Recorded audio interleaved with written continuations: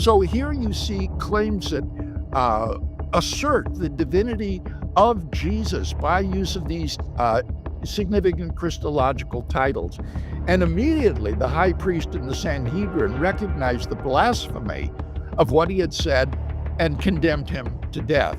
I have no problem, absolutely no problem, if somebody looking at Jesus while he was alive said, you know, I think this guy is what a son of God looks like, not what's his face over there in Rome. That's part of the wallpaper of the Mediterranean world. West says that Jesus was audaciously going around claiming to be God himself. I don't think that's true. Nowhere in Mark, Matthew, or Luke does Jesus actually claim to be God in his own words. This is the point. Jesus was living in a world where every single silver denarius said that Caesar was divine. I think I would agree that Jesus certainly didn't go around saying, I'm God, but neither did Caesar. Clearly in Mark's gospel, this is a claim to divinity, exercising authority to forgive sins, and authority and prerogative. Yes, but the trouble is that the claim was there in the temple. Not that the temple could forgive sins, but in the temple and through sacrifice, sins were forgiven. So it's not quite as simple. There's God, the person, and sin is forgiven. Well, all scholars agree that the movement arose because these earliest disciples had suddenly and sincerely come to believe that Jesus had been raised by God from the dead. Why did they not go for ascension, which was what everyone in the Roman world, including Jews, accepted as a possibility? Why not say Jesus, like Moses, like Romulus, if you want to go Roman, has ascended to God, and therefore. This is a jab at this Roman imperial idea of legion. And here you are, again, even in the context of this, having the frame of mind of the Roman world. Look, if Jesus had walked around, well, at least if the Markan Jesus had walked around with a banner saying, legions go home, because there was a legion in the Jewish homeland after the war of 66 to 73. There was no legions before that.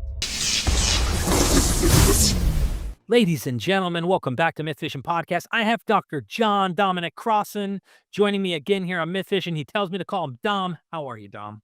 Very good to be with you, Derek. You as well. Listen, this is going to be an interesting, I think, video, because you're going to be responding to 15 clips by world-renowned Christian apologists, defenders, who have a conclusion I think they start with and then just run to the end with that conclusion. But any comments before we begin playing these clips? No, I think there should be lots of different views. Some are right and some are wrong. So everyone has a right to be wrong as far as I'm concerned. Well, I'm going to not get in your way as much as possible. You may get clarity from me, or I might emphasize something if I think you're just getting me so excited I can't keep silent. But at the end of the day, what's going to happen is I'm going to take this compilation of responses from you and other academics. You have no clue what their answers to these videos will be, and make a compilation so that you know. Are we ready to begin the game? Yes. West says that Jesus was audaciously going around claiming to be God himself. I don't think that's true. Nowhere in Mark, Matthew, or Luke does Jesus actually claim to be God in his own words. At best, it's just in John's Gospel that divine claims begin to appear. I and the Father are one. Whoever has seen me has seen the Father. Before Abraham was, ego eimi. I actually still don't think even these count, and we'll explain why in another video, but let's just say that they do. Even if this was Jesus explicitly claiming to be God, don't you think it's a bit suspicious that these claims only show up in our latest Gospel? If Jesus was known to be walking around claiming explicitly to be God himself, did the other 3 Gospel authors just not think this was relevant? A minor, unimportant detail not worth including? Essentially, here's the key question I'd love for you to weigh in on, Bill. To confidently believe that Jesus is God, do we need explicit first-person claims, And did Jesus adequately claim to be God in Matthew, Mark, and Luke, which came before John? In my published work, I've tried to show that historically, Jesus of Nazareth made highly significant Christological claims about himself, whereby he put himself in the place of God himself. For example, he claimed to be the long-awaited Jewish Messiah. He claimed to be the Son of God in a unique sense. He claimed to be the divine human Son of Man prophesied by the prophet Daniel. And all of these offices or titles come together at the trial scene in Mm. Mark's gospel. The high priest, the leader of the Sanhedrin, charges Jesus under oath, "Are you the Christ? Are you the Messiah, the Son of the Blessed One?" And Jesus responds, "I am. And you shall see the Son of Man sitting at the right hand of power and coming on the clouds of heaven." A virtual quotation from Daniel 7. So here you see claims that uh, assert the divinity of Jesus by use of these significant Christological titles. And immediately the high priest and the Sanhedrin recognized the blasphemy of what he had said and condemned him to death. All right, I'm going to confuse the issue by agreeing with both people. But this is the point. Jesus was living in a world where every single silver denarius said that Caesar was divine. Now, I have no problem, absolutely no problem, if somebody looking at Jesus while he was alive said, you know, I think this guy is what a son of God looks like, not what's his face over there in Rome. That's part of the wallpaper of the Mediterranean world. So it's a question of your faith. Do you think Caesar is divine, son of God, and all the rest, or Jesus? That's the real question. I think I would agree that Jesus certainly didn't go around saying, "I'm God," but neither did Caesar. But try telling Augustus, "You understand, Your Imperial Highness, you're not God." Just try it and see if you keep your head. So if you take it out of the historical context, in which, to repeat, Caesar is divine, none of it makes any sense. Put it back in that context, and you have a challenge to your faith. Now, in addition to these explicit claims, there are also implicit Christological Mm. claims that Jesus made, whereby he put himself in God's place. For example, his claim to be able to forgive sins. In Mark chapter 2, we have the story of the healing of the paralytic.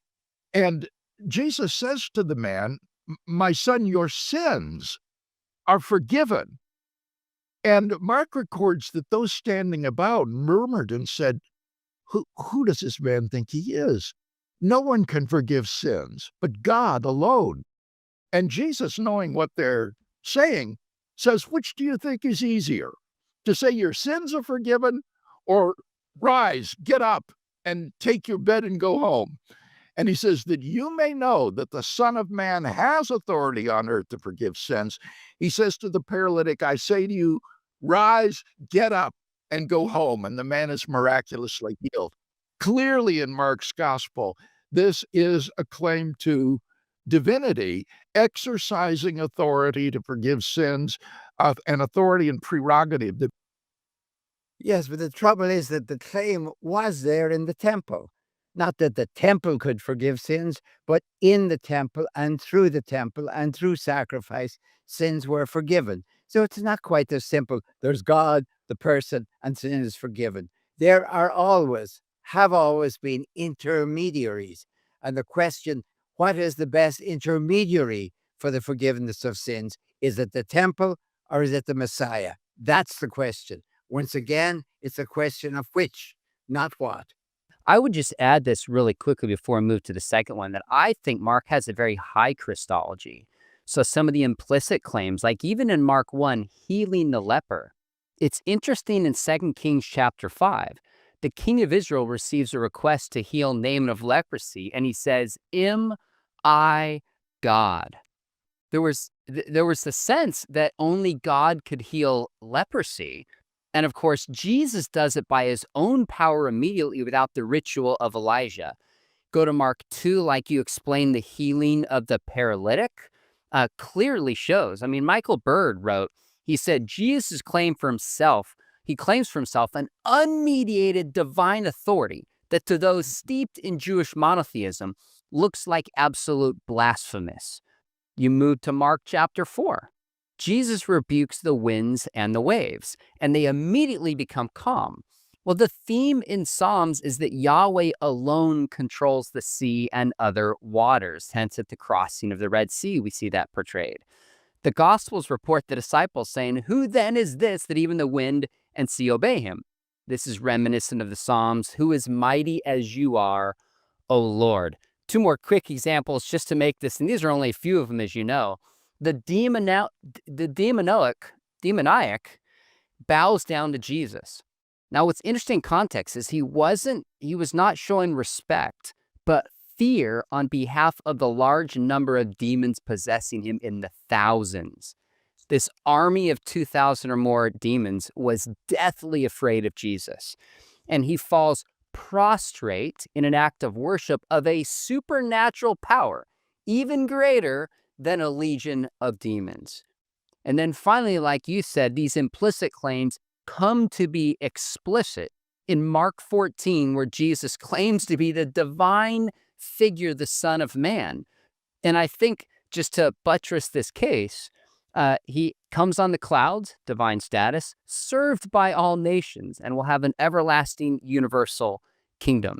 So I think the earliest Christology is a high Christology. Yeah, no problem that Mark is a high Christology. If I had to choose between Mark and John, to be honest with you, I'd go with Mark because it's more down to earth and Jesus' feet are on the earth. But again, I'm going to repeat this. You've taken it out of the context of the Mediterranean world of the first century where Caesar is divine. If you take it out of that, then it's like Jesus is the only one saying that. Your choice in the first century is not about logic, but it's about faith. Do you believe in the divinity of Caesar and the power of the Roman Empire, or you believe in the divinity of Jesus?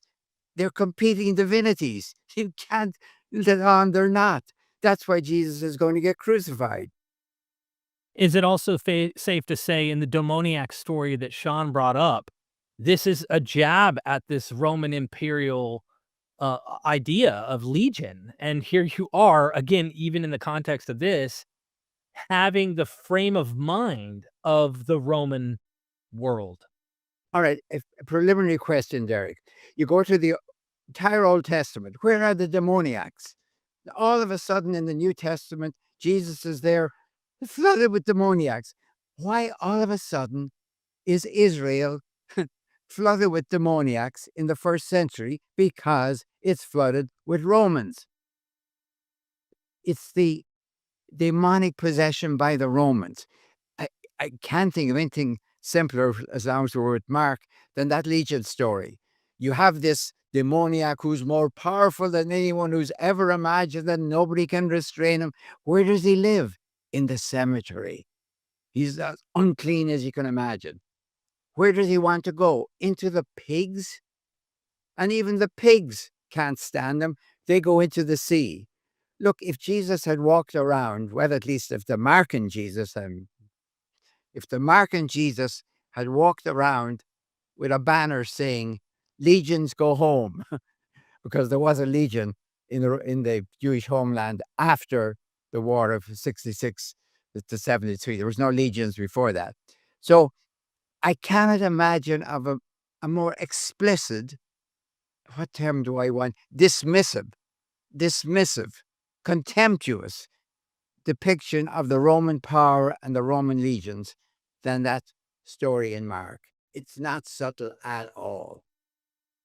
Anyway, Wes also mentioned how it was amazing that the early church grew from 11 scared disciples to overhauling the Roman world. On this, the sociologist Rodney Stark estimates that in its first 300 years, Christianity grew at a rate of 40% per decade, from a small group in the 1st century to 3 million in the 4th century. That sounds pretty impressive, until you learn that this is the same growth rate experienced by Mormonism since its foundation in the 19th century. So if the rate of Christianity's growth is good evidence of its truth, Mormonism just became a whole lot more plausible. Here's the root of the question I'm curious for you to weigh in on. Is the amazing growth of Christianity a good argument for Christianity? If so, what about the growth of Mormonism? Here, my sympathies are with Alex. I do not think that you can simply point to the growth in the size of a movement as a good argument for the truth of the founding principles of that movement. Islam would be another counterexample. Islam grew tremendously after Muhammad and took over much of the world, even threatened the Christian West. And so it's simply not true that the success of a movement is indicative of the truth of that, of what the movement stands for. Rather, in my published work, I've tried to recast this consideration in terms of explaining the very origin of the Christian movement itself. What I mean is this: we know that Christianity sprang into being sometime about mid-1st century. Where did it come from? What caused this movement to arise? Well, all scholars agree that the movement arose because these earliest disciples had suddenly and sincerely come to believe that Jesus had been raised by God from the dead. And that raises then the further question, well, where in the world did they come up with that belief? And I think that the best explanation for the origin of that belief and the transformation in these first disciples is that they were right, that God had raised Jesus from the dead. I think, in fairness, Wes would agree with you. I don't think he was necessarily saying that this amazing growth proves Christianity's true. I think he's saying this requires an explanation from 11 scared disciples to overhauling the Roman world. So I really think it would line up with your point. Now, obviously, numbers alone are not, they don't prove that something is true or not. I mean, if stats are right, by 2070, Islam could be larger than Christianity. Does that prove it's true? Of course not. But I think we don't have to do this here, but we can look at some of the differences between even the growth of Christianity, completely unexpected in Christianity, versus the opportunities to grow in the 19th century with kind of a Christian framework in the burned over district which Mormonism came from. We could splice some of those differences, but I don't think it's really relevant. The big question is what explains this growth? Yeah. And they consistently pointed to the claim that Jesus had died, risen from the grave, and appeared to them. I think that's the heart of it. Really, really well said. All right, 2 points. And I'm resisting deliberately the temptation to talk about recent election results and truth and validity. Put that aside for the moment. I'm not going to talk about numbers. Nowhere in the Bible do I find people saying the majority is always right or numbers count. Generally, the Bible seems to tell me that the minority is more likely to be correct. But leave that aside for a moment. Where did they get it? Thank you for allowing me to do this advertisement for my recent book, Paul the Pharisee. It's the Pharisees who believed in resurrection. The whole Mediterranean world believed in ascension. So the real question is this: granted, and I would grant, that on, let's call it Easter Sunday morning, there were visions, and I think that's an historical fact as far as I'm concerned. Why did they not go for ascension, which was what everyone in the Roman world, including Jews, accepted as a possibility? Why not say Jesus, like Moses, like Romulus, if you want to go Roman, has ascended to God, and therefore. Instead, or maybe eventually only with Paul, they went with resurrection. That's a Pharisaic sectarian belief. in cosmic justice and putting Jesus into this cosmic justice, which Paul says has begun with Jesus, by the way. It's not an end time thing that's going to happen way off at the end of time. It's already begun with Jesus. That's 1 Corinthians 15:20. Started with Jesus. That's what we have to explain. Why was Easter not explained as ascension, but as resurrection? And was that only with Paul?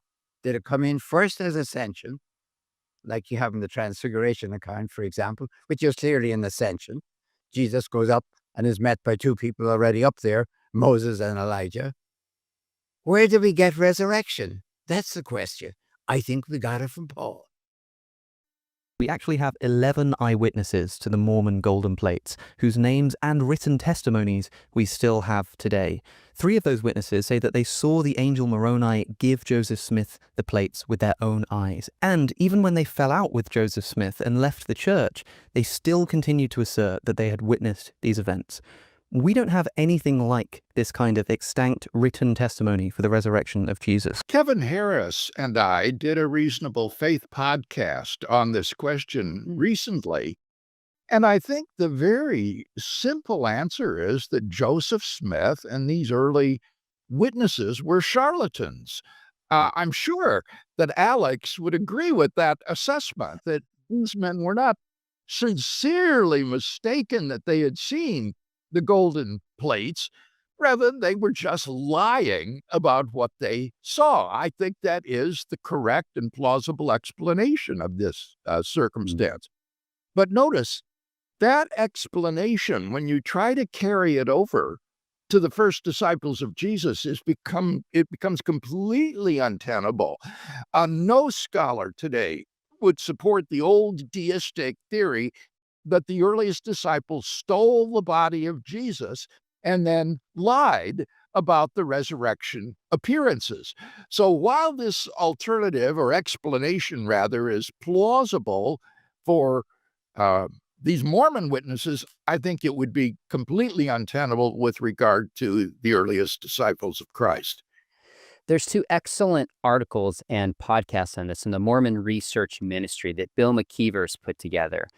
And he basically really summed this up well. He said, Mormons believe the 11 witnesses saw the golden plates with their natural eyes, but a careful reading of Mormon documents themselves actually reveals a different account. According to Doctrine and Covenants, the only way these so-called witnesses could be allowed to see the plates was with faith. Faith was a prerequisite to seeing them, which is interesting.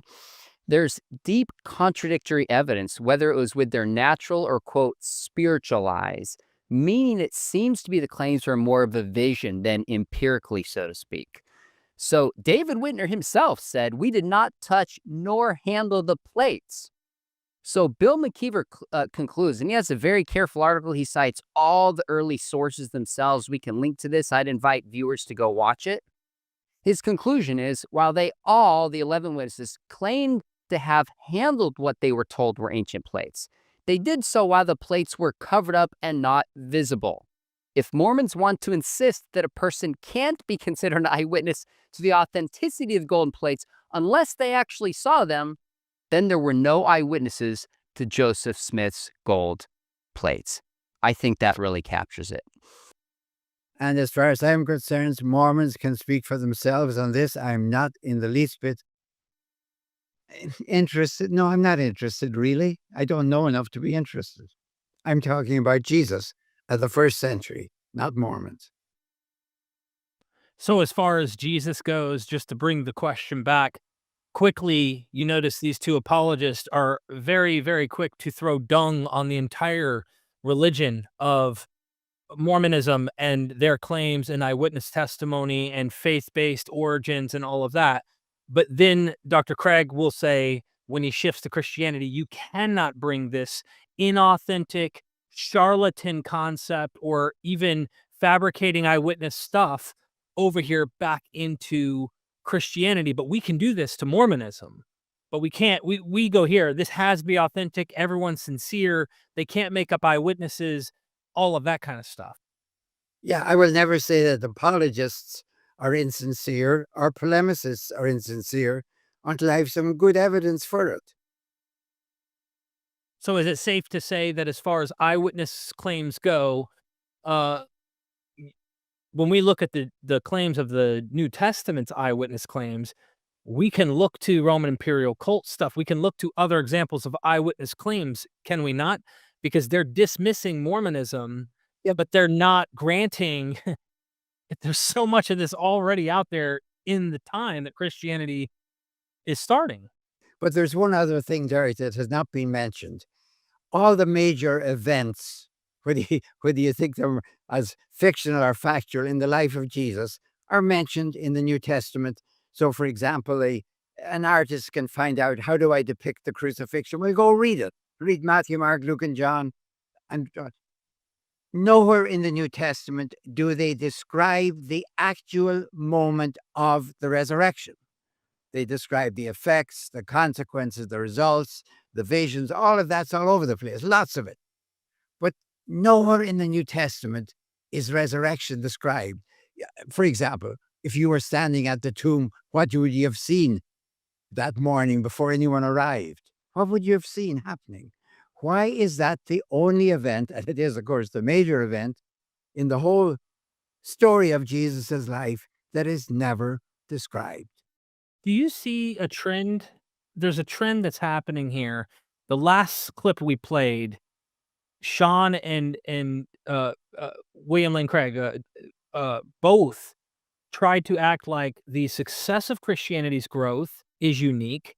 We can look at the origins of the burned over district with Mormonism and go, yeah, nah. But we go to Christianity, it's unique. And you were bringing in like this, there is a unique aspect of Pharisaism, resurrection, combining with this kind of deification, if you will, ascension stuff. And then this one, again, poo-poo the Mormon eyewitness stuff. And I imagine they would do the same for those who saw Drusilla ascend to heaven, or Roman road experiences of people seeing the Caesars, or even Romulus. Notice how they dismiss everybody, but this one. One thing I want to say, Derek, and I really say this, and I ask apologists to take it seriously. You are trying, dear apologists, to make an argument from reason alone. So faith is not necessary. So if I listen to your arguments, I'm going to say, oh, the numbers prove it. Okay, then it's like an election. I can't go against the numbers. Rubbish. It's an act of faith. If I commit myself to Jesus, a son of God, rather than Caesar, a son of God, in either case, it's an act of faith, except one may get me made a hero in the Roman Empire, and the other may get me crucified. So the choice is a little tricky. But the Gospels are written in the lifetime of the eyewitnesses. And they're written in this period of time where you have groups of individuals who could have fact-checked those things. Okay, it gets a bit speculative here.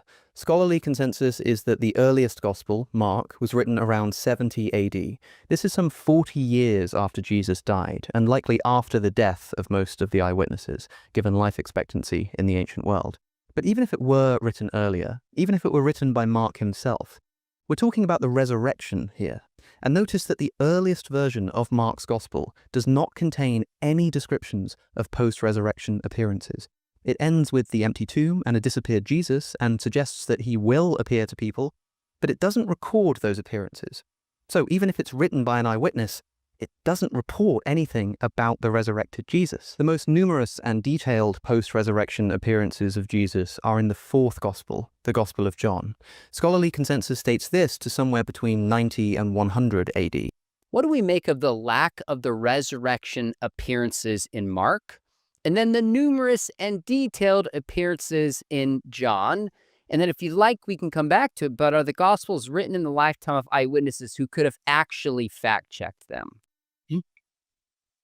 Mark clearly knows of resurrection appearances of Jesus in Galilee, for he has the angel say to the women at the empty tomb, "Go and tell Peter and his disciples that he is going before you into Galilee.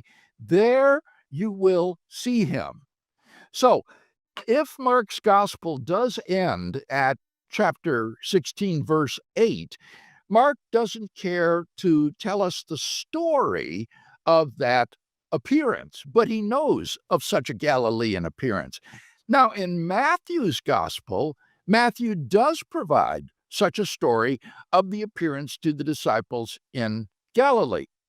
So I'm not really sure what Alex's point here is supposed to be.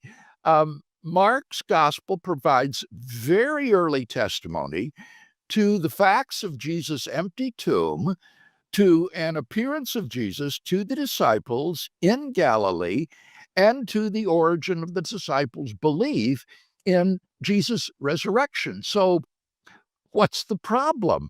I don't think that Alex appreciates how incredibly narrow the window of opportunity is for legend to arise. Consider by contrast, the earliest biographies of Alexander the Great were written by Arrian and Plutarch some 400 years after Alexander's death. And yet classical historians still regard these as largely reliable accounts of the life and doings of Alexander. By contrast, in the Gospels, here we have narratives of Jesus' life, death, and resurrection within the first generation after his death.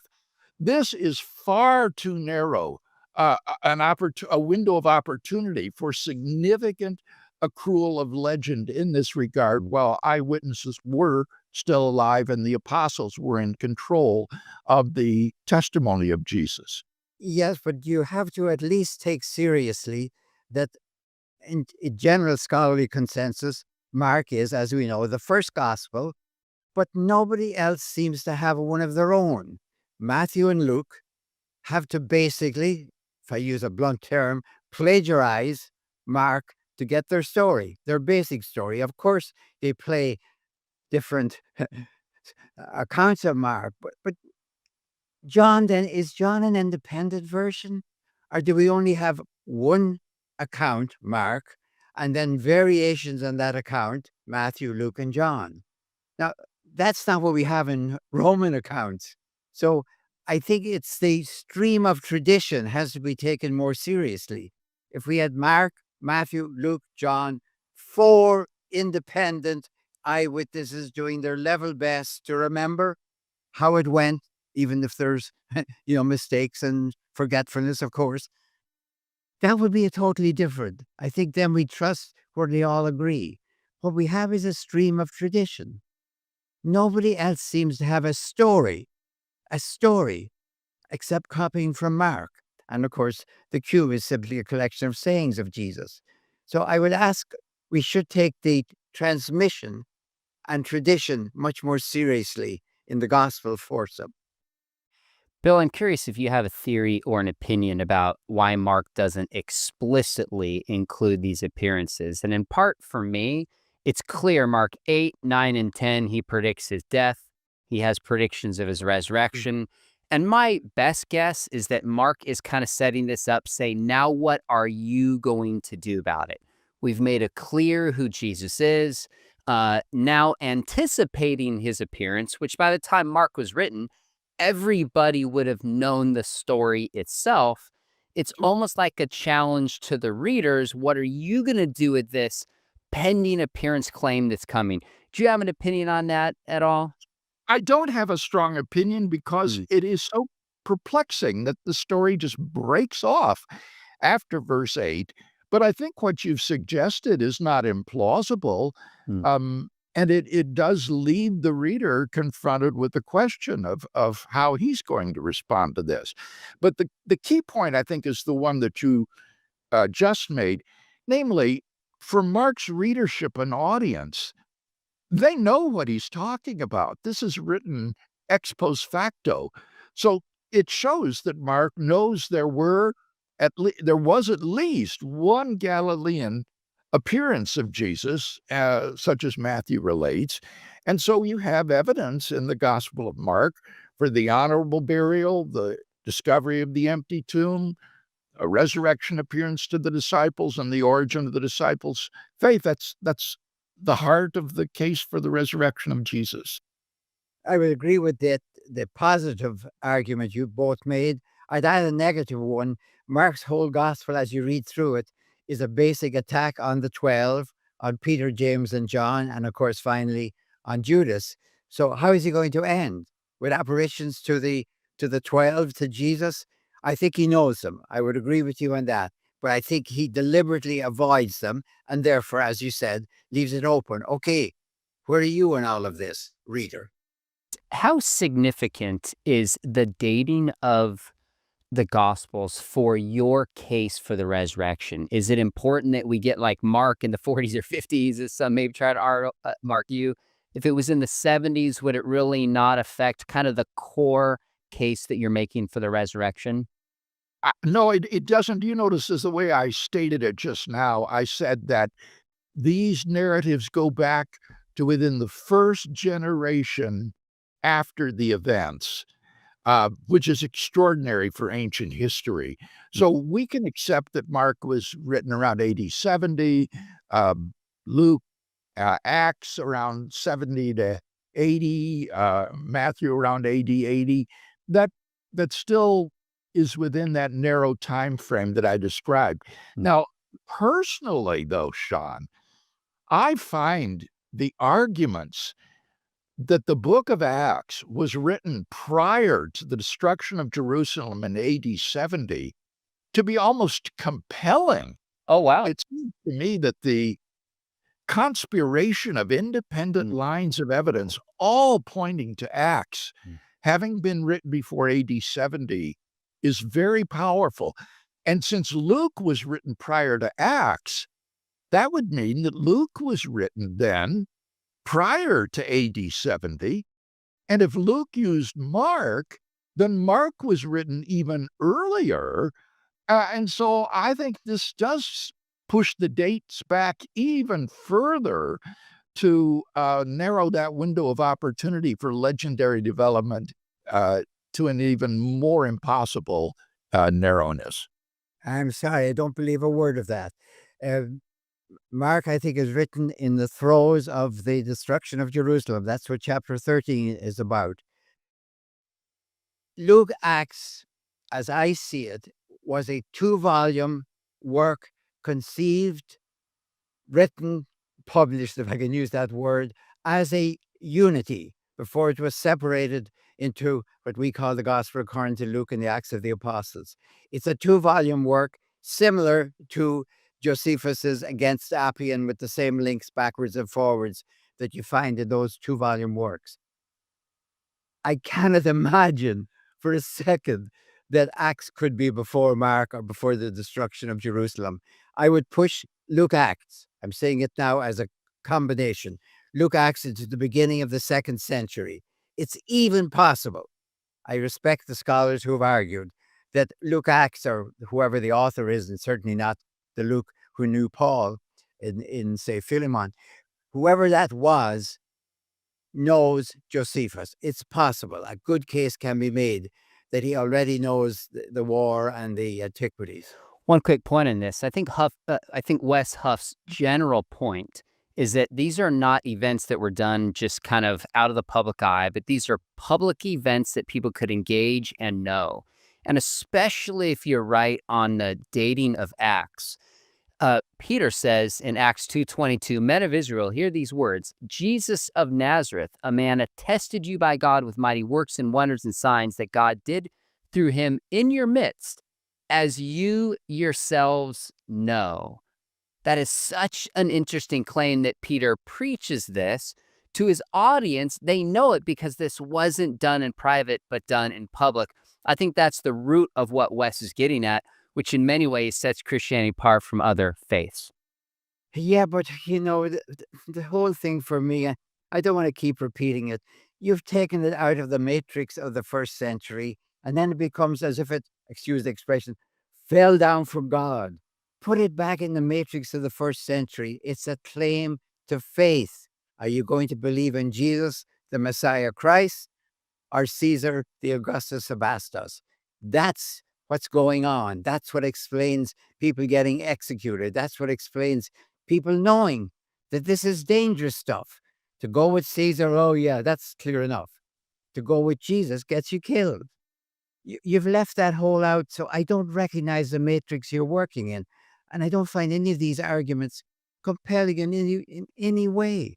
Caesar wrote his own, what we call the Res Geste Divi Augusti, got it written and put it up in front of his own mausoleum. His own words. I mean, he didn't write it out, I suppose. Somebody took it down. But that's in the 1st century. I can read him. His claims to be divine, as it were, doesn't come out and say it. He simply says, look what I did for you, people. How am I not divine? Of course, you cannot leave that out. There are dozens of non-canonical gospels, gospels that were written but didn't make it into the New Testament for all kinds of different reasons. Listen to what Wes Huff has to say about these gospels. And so these books that were not included, are any of them interesting? I mean, They're all interesting. but does any of it seem like it belongs in the New Testament? Well, so part of the problem with some of these other books is they appear to be almost completely reliant on the other books. So you do have, and some of them have an agenda to them. Like, what? I'm just going to underline that. He just said of the non-canonical gospels, Part of the problem with some of these other books is they appear to be almost completely reliant on the other books. the problem here is with basically the first thing that anybody learns about the New Testament. Scholars think that Mark was written first, then Matthew and Luke were written later. Why? Because Matthew and Luke are reliant on Mark. And not just a little bit. More than 90% of Mark's gospel is also in Matthew's gospel. Mark has 660 verses in total. Over 600 of them are also in Matthew, often copied verbatim. It is undisputed that there is a literary dependence between Matthew and Luke and Mark. Again, there's a lot here, Bill, but here's the question I'd love for you to weigh in on. Is Wes right that we can dismiss the Gnostic Gospels for having an agenda and for being reliant upon earlier Gospels? What should we make of the Gnostic Gospels? Here, I think that Alex is needlessly unsympathetic to what Wes Huff was saying. The apocryphal Gospels, things like the Gospel of Thomas, the Gospel of Peter, the Gospel of Philip, and so on, do not appear until the second half of the 2nd century after Christ. And they are shaped by the pagan philosophy of Gnosticism. They do not evince a genuine historical interest in Jesus of Nazareth. Rather, Jesus simply serves as a kind of sock puppet, a mouthpiece for spouting Gnostic doctrine. What historical nuggets the apocryphal Gospels do contain all come from the New Testament, which they know. So the apocryphal Gospels are not useful as sources for the life and teachings of Jesus. Now, again, I want to ask, what is Alex's point supposed to be? Surely he doesn't think that the apocryphal Gospels are reliable sources. Rather, he must think that Wes Huff's critique is correct, but that it would also invalidate the New Testament Gospels. But that inference, I think, is far too quick. Of course, the New Testament Gospels have an agenda. And of course, there are relations of dependency between them. Nevertheless, they do provide early, multiple, independent attestation to many aspects of the life of Jesus, and therefore are generally regarded as valuable historical sources for the life of Christ. To give just one illustration, take the burial narrative of Jesus, such an important event, the burial in the tomb. This is attested in the pre-Markan Passion story that Mark used in writing his gospel. It is also to be found in Matthew's special source material, that is to say, material that Matthew had that he did not derive from Mark, And it's also found in Luke's special material, that is material unique to Luke, which he did not derive from Mark or from Matthew. And then the story is also found in the Gospel of John, which is generally regarded as independent of the three synoptics. Go over to the Apostle Paul, and you find the burial mentioned in the very old tradition handed down by Paul in 1 Corinthians 15, 3-5. And on top of all that, the burial account is mentioned in the apostolic sermons in the Acts of the Apostles. So look what we've got here. You've got 5 or 6 independent sources for the burial account, some of which are among the most ancient, earliest materials in the New Testament. And so these are incomparably better sources than the second century apocryphal gospel. Wes Huff was on with Joe Rogan 3 hours, and Joe is admittedly not an expert in these things. And Wes is trying to popularize certain points and wasn't able to expand. So it sounded like Wes was just saying, I dismiss the Gospels because they have an agenda and they're reliant upon earlier texts. And if that's what he was saying, then Alex fairly said, wait a minute, the Gospels also have an agenda. And Matthew and Luke, for example, are reliant upon an earlier text. So I think Alec fairly said, I'm not totally sure if I'm capturing what Wes communicates here. So I literally texted Wes to make sure I was understanding what his point was. And he clarified to me that he means the Gnostic Gospels are reliant upon established canonical Gospels. But rather than bringing the same message as, for example, Matthew and Luke do with Mark, they have a Gnostic agenda of incorporating their own pagan beliefs onto the earlier texts. So the agenda of the Gospels is to proclaim who Jesus is, and the agenda of the Gnostic Gospels is to appropriate Jesus for their own theological, philosophical perspective, which was foreign to the first century Second Temple Judaism and early Christianity. So I think that clarification really helps. And Wes's argument, if he's able to expand it, still stands. All right, in terms of the extra-canonical Gospels, I find the Gospel of Thomas must be separated completely from the so-called Gnostic Gospels. It is not Gnostic. It is a collection of the sayings of Jesus, similar to Q, and in fact, the common material in Q and in Thomas is probably the earliest material we can get our hands on from two independent sources. On the other hand, I consider my understanding of the Gnostic Gospels is that their response to the Roman Empire, because I think they're also responding to it, is to reject it totally and to reject the whole material world. That's what I understand it. They look at the Roman Empire and they say, what's so wrong? Wow, this thing must have gone wrong at creation. You can't just explain it. The Romans invented evil. I find it to be a total rejection, whereas in the canonical Gospels, what you're trying to do is remake the mess that the Roman Empire and the other empires before it have made of the world. So I'm more sympathetic, personally, to the theology of the canonical Gospels than I am to the theology of the Gnostic Gospels. But of course, they are both agenda-driven theologies. So is Roman imperial theology. What are your thoughts about his they're all like 6 independent burial attestations for Jesus, this idea, trying to vindicate, of course, you could see how everyone has agendas, but you can see how he's really wanting this thing to have been historically, factually accountable and provable, that kind of thing. Like, we have so much evidence that back this up. Well, I have an agenda myself. My agenda is to try and find what happened because that interests me. I do not have a polemical agenda. I really don't. I don't have an apologetical agenda as such. That's my own agenda, unless I'm drawn into such.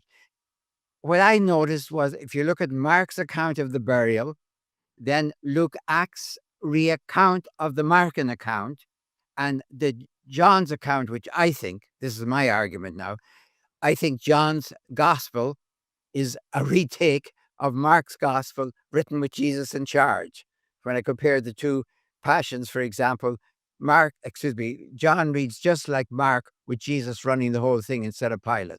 All right. Now, what's important for me is when I look at that stream of tradition, wow, the burial's getting better and better and bigger and bigger and grander and grander. And by the time you get into John, you're burying a god. I don't know what was there before Mark. That's my question.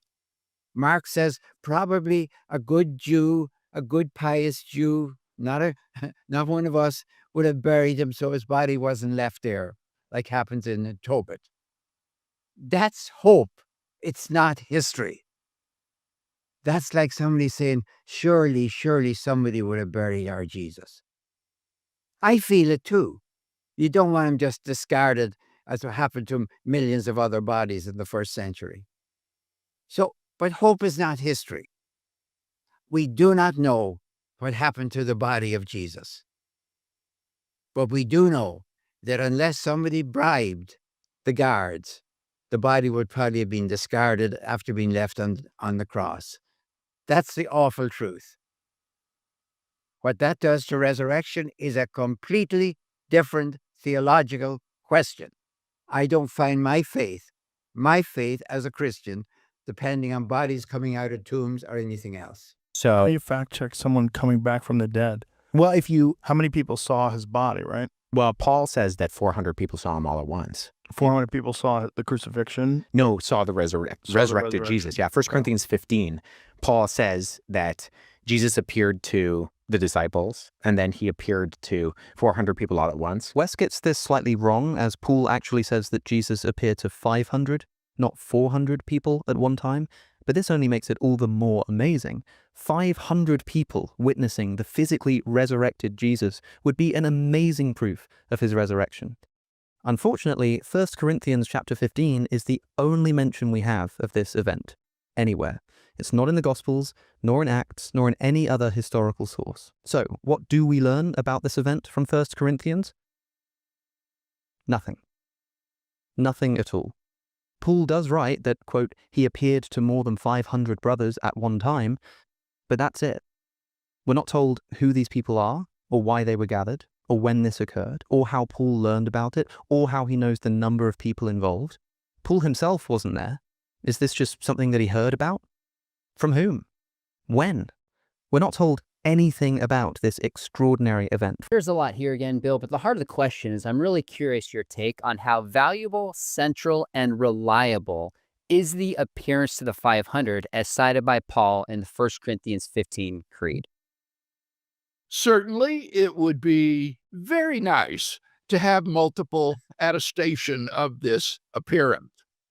But it would be a misuse of the criteria of authenticity to say that because the appearance is not multiply attested, therefore it is unhistorical.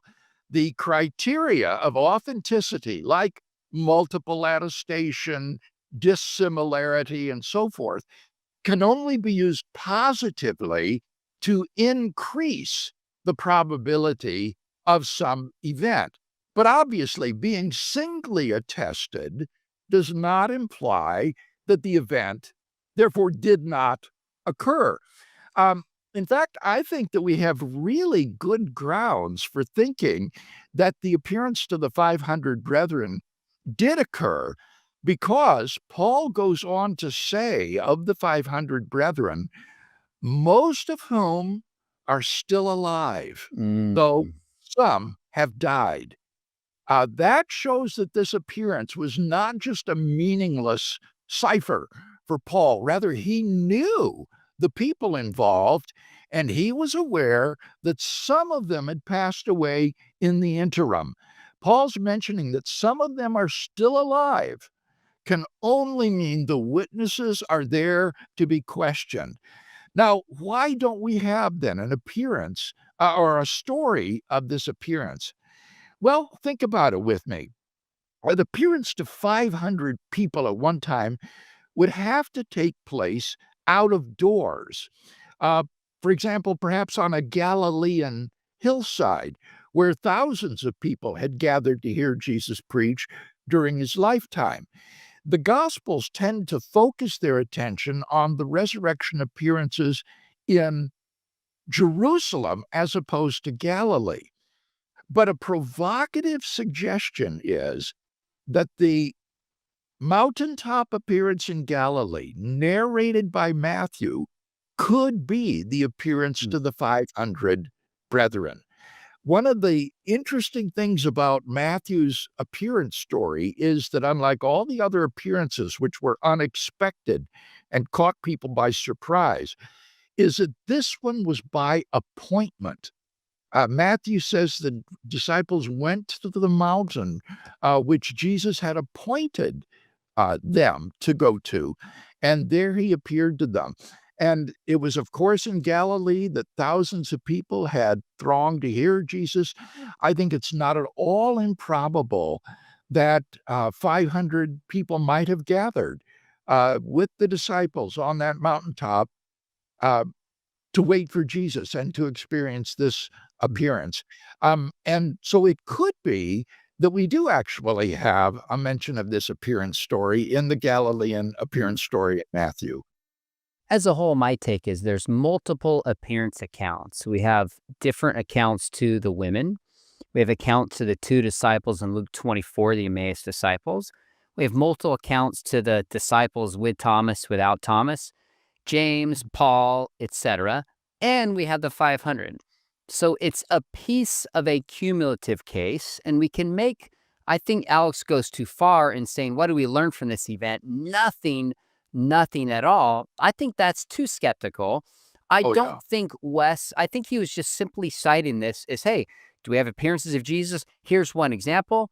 Would have given others. So we can be too critical, but we can also be too confident in it. To me, it's a piece of a larger case that just strengthens the appearances of Jesus. In my view, there were visions of Jesus. Let me say post-mortem to keep the language clean for a moment. Of course there were. And if they weren't recorded, I would have expected them. Whenever somebody beloved is taken suddenly and terribly from you, of course people see visions. By the way, they're not hallucinations. When you have an hallucination, you think it's reality, like a beautiful mind, for example. When you have a vision, you know you've had a vision. So there were visions. I repeat my basic question that nobody has touched on. How do you explain those visions were not taken to be ascension visions and not resurrection visions? Because ascension was the cross-cultural understanding when people who were either great saints or great generals, what happened after they were taken up to God or the gods? So Jesus was taken up to God like Moses was. Jesus was taken up to God like Caesars were. All of that would fit completely into the wallpaper of the Mediterranean. What has to be explained is Mark, for example, I think used ascension when he tucked the transfiguration into chapter 9 rather than chapter 16. That's an ascension vision. Where did resurrection come in? I repeat my question. Was it Paul who first said, Jesus is not ascended to God, he is risen to God, therefore the resurrection has begun? That's the question I want to ask, and nobody's even asking it. And even if the 500 people did all believe it was Jesus, how many of them were already predisposed to think this? Remember, sometimes groups do claim to see visions, such as various apparitions of Mary or the Roman Emperor Constantine's vision of a cross of light in the sky, which may have been seen by his whole army as well. The source isn't clear. Look at this image. This is a picture of a crowd in Fatima, Portugal in 1917. This crowd, many more than 500 in number, were witness to the so-called miracle of the sun. A prophecy by 3 shepherd children said that the Virgin Mary would perform a miracle on the 13th of October, causing this large crowd to gather on that day. And the miracle happened. Testimonies from the members in the crowd were published in the newspaper. They claimed to have seen the sun dancing in the sky, zigzagging around, and even advancing towards the earth, all for 10 minutes. So, a large crowd witnessing a prophesied miracle, and we actually know who saw it and precisely what they saw. We even have their direct testimony. Does Wes Huff believe in this Catholic miracle? Do you? And if not, why not? So I'm really curious your take. How do we respond to group visions of the Virgin Mary? I think here Alex is drawing our attention to a very important point, namely the antecedent beliefs of persons which would dispose those persons towards certain experiences. Like Alex, I am skeptical of the Marian mass appearances. Um, the person who experiences Marian visions are typically Roman Catholics predisposed toward belief in the Virgin Mary. And so, for exactly the same reason, I wouldn't lay too much emphasis on the appearance to the 500 brethren, who were probably all Christians. It's interesting that Paul refers to them as brethren, 500 brethren. So these people were probably already Christian believers, and therefore predisposed to believe in Jesus' resurrection. And so I wouldn't lay too much emphasis on this. As you said, Sean, it's a piece in the puzzle. It's part of the cumulative case. I think the really important appearances are the appearances to Peter and to the 12. These early appearances were completely contrary to antecedent Jewish beliefs, which predisposed them not to believe that Jesus was risen from the dead. One of the most remarkable things about the belief in the resurrection of Jesus is that the earliest disciples who suddenly and sincerely came to this belief were predisposed by their first century typical Jewish thought forms completely against it. And so this is one of the major factors crying out for explanation with respect to the resurrection of Jesus. What N.T. Wright has called these mutations in Jewish belief about the resurrection that were necessitated by believing in Jesus rising from the dead. This is not a natural evolution of antecedent Judaism. Now, if I understand Alex's reasoning correctly, he's saying, if we have this appearance of the 500, then we would need to adopt these Catholic visions of Mary. And since many people don't accept those, we should question the 500. I would say, well, all right, if we accept the 500 and be consistent in his eyes and accept the Marian apparitions, then you and I, Bill, would just need to maybe consider becoming Catholic, but he would need to completely shift his worldview and open it up to the supernatural, which would be far more jarring to him than it would be to you and me. But nonetheless, I think you're absolutely right. The predisposition changes everything. I think it's fascinating. We look at the accounts of the disciples, like Mary sees Jesus, doesn't really understand, like what is going on when they view him. The disciples on Emmaus, even when Jesus is there, they don't understand. So they're predisposed to the opposite. And you and I have to explain the apologetic question. If that really was Jesus, why didn't they believe? And so I think that predisposition, when you're told ahead of time, there will be this supernatural event, everybody shows up in a group. I think we have an adequate explanation for this that doesn't apply to the apostles.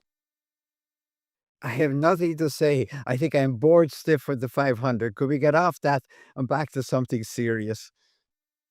So first is Peter. There are two epistles in the New Testament attributed to this apostle, 1st and 2nd Peter. Importantly, most scholars do not think that Peter actually wrote both of these texts, especially 2nd Peter, which is one of the most disputed texts in the New Testament. They're still early texts, but probably not both written by Peter. At least one of them is likely a forgery. There are scholars who defend the Petrine authorship of both epistles, of course, but the consensus is against them. We've talked about the appearances to the 500. We can talk about the appearances to the disciples. But what confidence do we have in particular for an appearance of Jesus to Peter? The fact of a post-mortem appearance of Jesus to Peter is guaranteed by the list in the very old tradition handed on by Paul in 1 Corinthians 15, verses 3 to 5. It is vouchsafed by Paul's personal acquaintance with Peter. And then also in Luke 24:34, we have independent verification or attestation of this appearance. So no scholar today doubt that Peter had such an experience. Part of the question is, do we just trust certain witnesses who we have a writing in their own words saying they've seen the risen Jesus? So Joe Rogan asks about people who witnessed the resurrection, or it is attributed to them as witnessing the resurrection. That was a piece of the discussion. So in 1 Corinthians 15, this is not Peter's own words, but it's Paul in an early creed referencing Peter. But we could also add there's multiple attestation of this in the different Gospels and, of course, in Acts.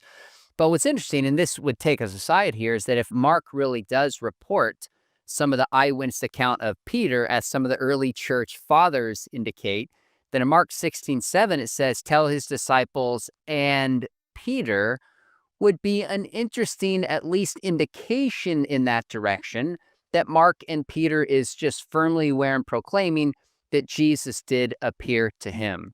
So I think that was some of the debate as it goes to 1 Peter.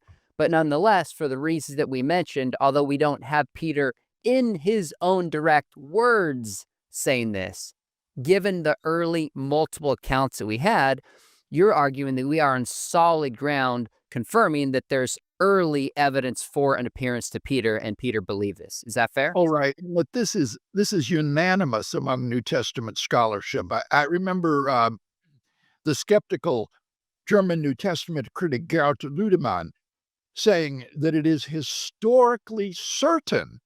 Now, those are his terms, not mine.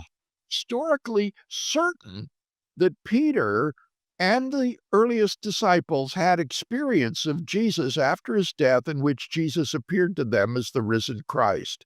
So no New Testament historian denies the historicity of the appearance to Peter. I don't find myself nearly as certain about Peter, to be honest with you, because what's going on, I'm certain there were visions, all right? But as we get those visions told to us, leaving Emmaus out, by the way, because I think the people who wrote Emmaus knew what they were doing. I come back to that. But Peter, it seems like he had to be pulled in. There's the run to the tomb in John. It's a kind of a put down of Peter in favor of the beloved disciple. When they come back from Emmaus in Luke, all of a sudden he's appeared to Peter. It's mentioned before they can get opened out and say he appeared to us. It's like we have to get Peter in. Luke seems to be embarrassed that these guys might come back from Emmaus and say, hey, he appeared to us first. No, he's already appeared to Peter. I think we're having jurisdictional visions. Could I put it that way? If I'm the first to have a vision, I am the most important. Who's second? I think visions are getting, they may all have had visions as far as I'm concerned. But when we start getting who's first vision, who's second vision, I think somebody else is going on there. And I let that go as first century intra-New Testament apologetics. It's clear that I don't want to bore you with the 500 again, because I think they've really went on and on about this, but you can tell the agenda they have is, man, we got to make this thing have happened. We got to make this thing so certain. So we see that, putting that to the side. Emmaus, the road to Emmaus story, I think this is a theophany and a delayed recognition myth. Clearly, cleverly narrating like a story. I just don't see any history in this at all, where even Cleopas' name means glory of the Father. And so like you have this really interesting hospitality myth where a god in disguise, or, a deified person is hidden, their identity isn't known, and then they break bread and show, niceness to this person who's secretly the guy all along, disappears. Oh no, I think that's a myth. But I love what you said, jurisdictional visions. Can you emphasize a little more of what you mean? Is this more political within the church of who's my guy in my school? And then the other thing I have is it also possible, while we definitely know that people have visions and I almost want to use the term are superstitious in some way, right? Like they have these premonitions, they have these inclinations to thinking the divine, they saw something or whatever. Is it also possible that they're inventing these visions? Can people invent visions? Of course they can. But I don't presume it, because psychologists that I have read tell me that when somebody, a beloved somebody, is maybe brutally or unexpectedly or suddenly or terribly lost at sea or dead, people will have visions. Um, uh, what's that book? The not oh, I'm thinking of it. The Perfect Storm. After the perfect storm, people have visions. I don't believe for a second they're making that up. I think they're absolutely sincere, and they're not psychotic. They know they've had a vision. They know the person really wasn't there, but for that moment, they saw it, and they can make conclusions of it. Now, if Jesus has been your Messiah, maybe, or even maybe your Son of God of the silver denarii, and he's been crucified terribly, and maybe you don't even know what happened about the burial. Of course they would have had visions. If there wasn't a word about them, I'd be willing to say, as a historian, some of them must have had visions. Now, I consider those to be historical events. But again, the first evidence I have from Mark is that Mark interpreted those visions as ascensions. That's what the transfiguration is about. It's a misplaced, deliberately by Mark, by the way, misplaced from 16, where it should be, into 9, chapter 9. And then coming down the mountain, Mark says, don't tell anyone until the resurrection. That's the point where Mark changes an ascension vision into a resurrection vision, because Mark is writing after Paul, 20 years after Paul. So again, I would ask, could we talk a little more about ascension and resurrection and know what we're talking about and not confuse the two?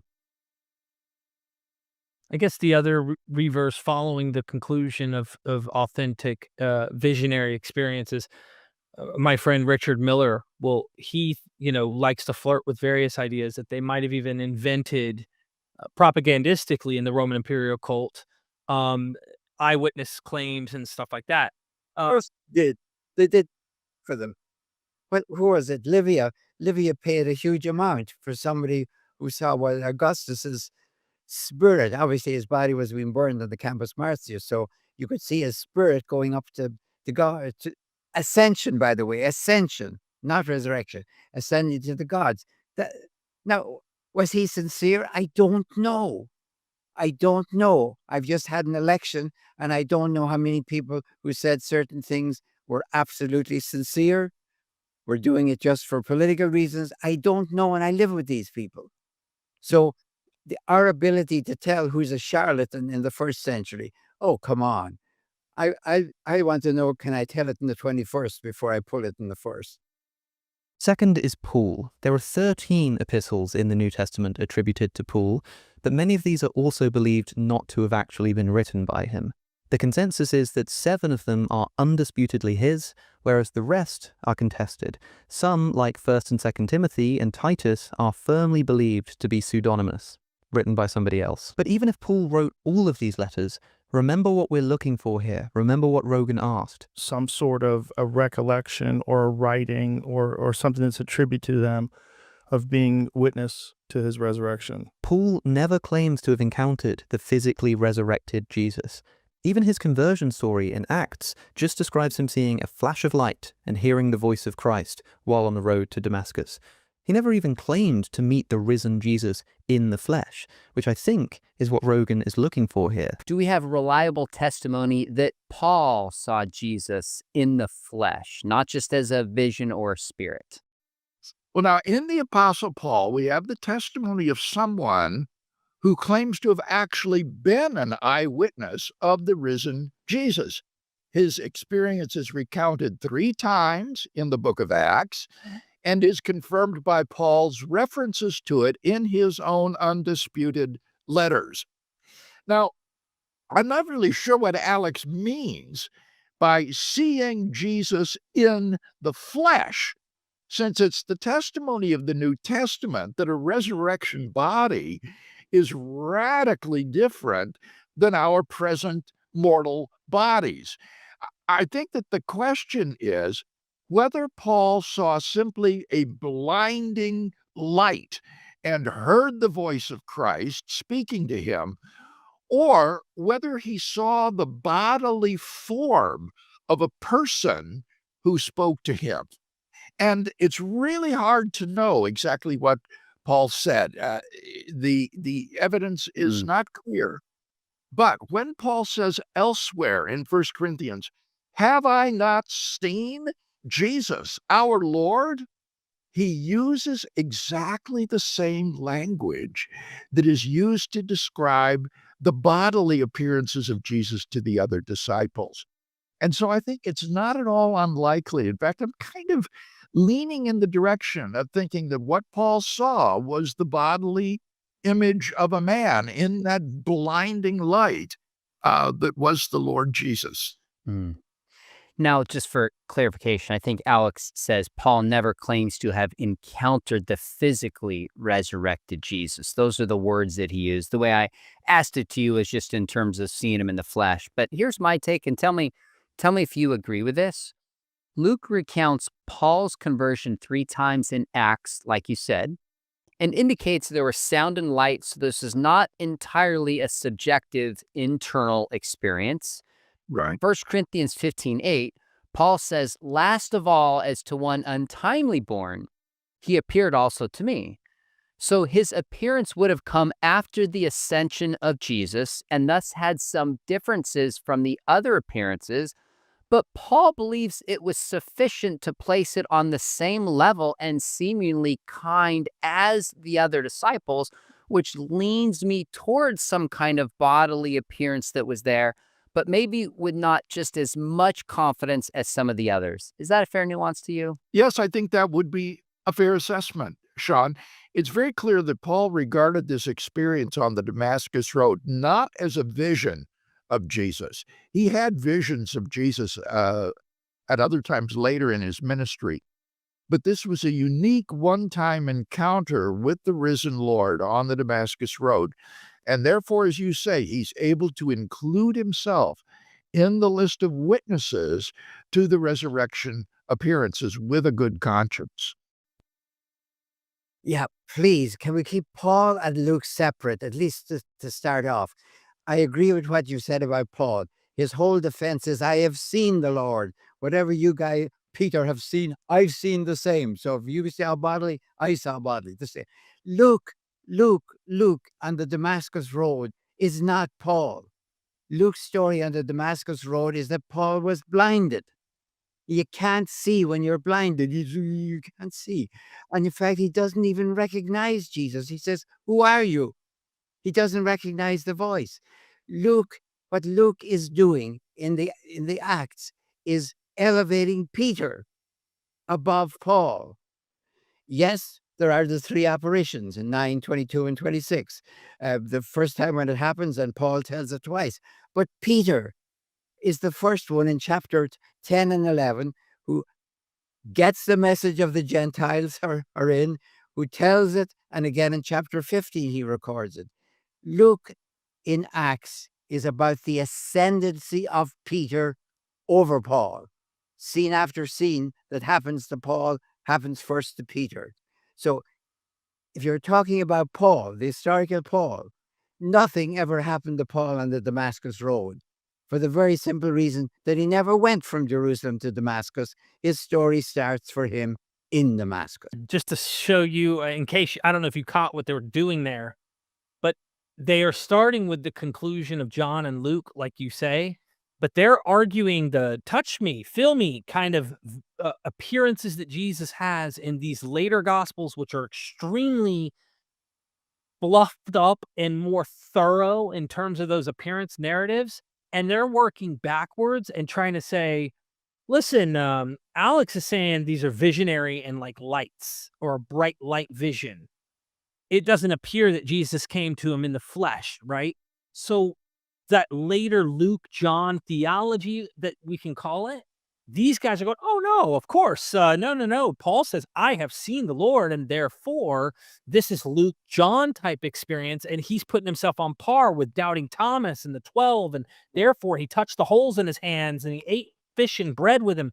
That's what I think they're trying to do, is act like in Paul's letters, the authentic Paul, he means Luke John kind of appearance and experience with Jesus. Look, I've never had a vision. Okay, let's be clear about that. If I had a vision of my beloved Father, it's liable to be I'm sitting next to him in our Vauxhall car in the 30s and the 40s. And if he reached out and touched me, of course he could do it. In a vision, anything can happen. I can eat with somebody in a vision. That doesn't mean the person is there. But it doesn't mean either they're a ghostly sort of a shadowy thing. You can have a very vivid person in the vision. Now, when Luke says that Jesus eats fish, Luke has problems. Paul would be screaming with that. Flesh and blood. Jesus may have some kind of a body, and it has to be recognizable, by the way. You can't have a vision. If you went down to Hades, when Aeneas went down to Hades to talk to his father and Jesus, how did he recognize him? Was he carrying a placard? He was recognizable in a body form. Explain it how you will. If you have a vision, you recognize the person because the person is recognizable. So all of that is valid to say, but it doesn't prove it's more bodily than anything else. I think Paul, by the way, had a vision of the crucified Jesus. I think he saw the wounds in his vision. That gave him his whole theology as far as I'm concerned. And it didn't happen on the Damascus Road, which is a Lucan invention. And there's a similar problem with the fourth name that Wes mentions, James, whose epistle in the New Testament, again with some dispute over the authorship, also simply does not recount his witness to the resurrection. Wes is wrong to bring him up as well. Here's the heart of the question, Bill, is we don't have the words of James in his epistle, even though there's debate about whether he wrote that or not, which is somewhat secondary. We don't have words of James himself saying, I've seen the risen Jesus, like we do with Paul. So do we have reason to believe, which Wes Huff cites and believes, that James is a reliable witness of the risen Jesus nonetheless? The appearance to James is attested in the old tradition handed on by Paul, and it is vouchsafed by Paul himself, who knew James personally. Moreover, I think the appearance is historically plausible as the best explanation for why James, who did not believe in his older brother during his lifetime, suddenly became an ardent follower of Jesus afterward and was even martyred for his faith. So you do not need to have a person's own words describing his experience in order to be historically confident that that person did, in fact, witness such an event. So I have sympathy for Alex because he's responding to certain books in the New Testament specifically that Wes laid out in terms of Jude and First Peter and James. I think that's why he's bringing in the apostleship here.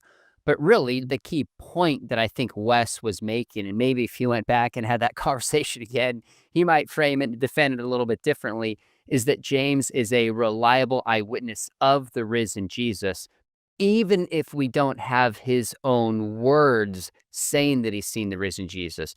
As best I can tell, there's actually three sources that are cited here. Of course, 1 Corinthians 15 that you cited, 7a. But John Dominic Crossan also cites the Gospel of Thomas 12, which is interesting. Even Gary Habermas is not persuaded by that. And then the Gospel of Hebrews, which is dated kind of the first half of the 2nd century. Now, I don't put a lot of credence in those. I think the main source is 1 Corinthians 15. But would you say, like, I guess I'm curious, how high would you rate our confidence in the appearance of James compared to Paul, where we have his own testimony or Peter, where we have multiple accounts of it, how much historical confidence would you put in the appearance to James? Well, I think it's right up there near the top. And of course, Paul is indisputable because we have letters from this man in which he talks about the appearance. Um, but with respect to James, as I say, Paul knew James. He met with him during a 2-week period, just within 3 years after his own conversion on the Damascus Road. And James and Peter were telling him that they had seen Jesus risen from the dead. And this was then mediated to Paul as well by this very old tradition that goes right back to the first few years of the Christian church in Jerusalem. So we're in contact here with someone, namely Paul, who spoke with James and tells us what he believed. And James then became the leader of the New Testament church, and as I say, was eventually martyred for his faith in Christ. Now, that's remarkable enough in itself, but when you reflect on the fact that James wasn't a follower of Jesus during his lifetime, you've got to have some kind of explanation for this transformation in James that took place. The crucifixion of his older brother wouldn't do it. That would only convince him more deeply that his messianic delusions were insane and brought about his demise. What would produce so transformative a change in James that he would now be willing to die for his belief in Jesus Christ? And I can't think of any better explanation than Paul's words. Then he appeared to James. I agree. James had a vision. If you read Josephus, the only people you know about are in our group, John the Baptist, Jesus, and James. So, of course, James was terribly important and must have had a vision. But I want to go back to chapter 20 of John to make my final statement. In chapter 20, the author of John does let me be blunt, a hatchet job on two people in favor of the beloved disciple. The first one is Peter. There's the Olympiad, the race to the tomb, in which Peter fails dismally. That takes care of Peter. He doesn't even get it when he's looking into the tomb. Then there's Mary, whom we call Mary of Magdala, Mary the Tower. Basically, there's a put down. She can't get it. Jesus is talking to her and she still doesn't recognize him. Now, when an author goes to the bother of putting down Mary of Magdala, as we call her, and Peter, that tells me these two people are at least on the same level, competing with this visionary steeplechase, of which the beloved disciple really doesn't need anything. He doesn't need visions. He doesn't need clothes left there. He got it. He knows it. So I consider that the apparition to Mary, the vision of Mary, is as valid, as important as the vision to Peter. Mary and Peter are forceful leaders in the earliest community. And if you don't like them and have somebody else in mind, namely the beloved disciple, then you have to put them both down. We're into the Easter polemics, the visionary polemics. And yes, there were visions, but pretty soon they got wrapped up in who's first, who saw it, who didn't see it, who knew understood it. That's early polemics. Ladies and gentlemen, John Dominic Crossan here on MythVision. This has been a fantastic response, a series of responses from you to world-renowned, I'll call them, apologists who are defenders of the faith, who are trying to solidify the historical veracity of their belief and how this is true. And I really appreciate your response. So if I like a ribbon, let's imagine we have a box here, you're putting the ribbon on the, or bow on the box. What would you like to say as we're closing up? I know you have books and stuff, so I want to shamelessly mention to go in the description right now. He just did a book on Paul. He's written many other books, Render unto Caesar. You cannot miss out on learning from John Dominic Crossan, ladies and gentlemen. But as far as it's related to what the apologists did today, what you heard them doing, the kind of agenda-driven, let me bolster and prove my faith kind of stuff, and your overall assessment of it. How would you put the bow on the box? All right. I'm going to plead with the apologists. Do they realize what they're doing? What they're saying is, I can prove it to you. If you could prove it to me, I don't need faith. I'd have to say, okay, yeah. So what you're doing actually is the worst type of apologetics if you want to do apologetics. Come out and say, yes, there were historical events. Yes, they were interpreted in the matrix of the first century. Here's your challenge. Are you going to believe in the Caesar? And we have lots of Caesars and autocrats around to believe in, by the way. Are you going to believe in Jesus? It's not about logic. I can't argue you into it. I can give you my own persuasive amounts. Stop trying apologetics to get people out of faith. It only denigrates the faith and makes people think, well, there's no history there at all. And there is history, but there's also interpretation, and the interpretation is by faith. That's what I plead to tell you. It's requiring faith. Dominic Crossan, links are in the description. I seriously appreciate you. You're about to have your apotheosis within the decade, I imagine, the ascension to heaven yourself. So these are historical moments with you, Dom. And it's always a pleasure to be with you, Derek. And I will ask people, please, to read Paul the Pharisee, because we have to get him off the Damascus Road. I wouldn't mind if that was simply Lucan theater, but the fact that Paul is blinded means he doesn't see. And Paul, please, defends his integrity, his authority. I have seen the Lord. Of course it's a vision, but then so is Peter's.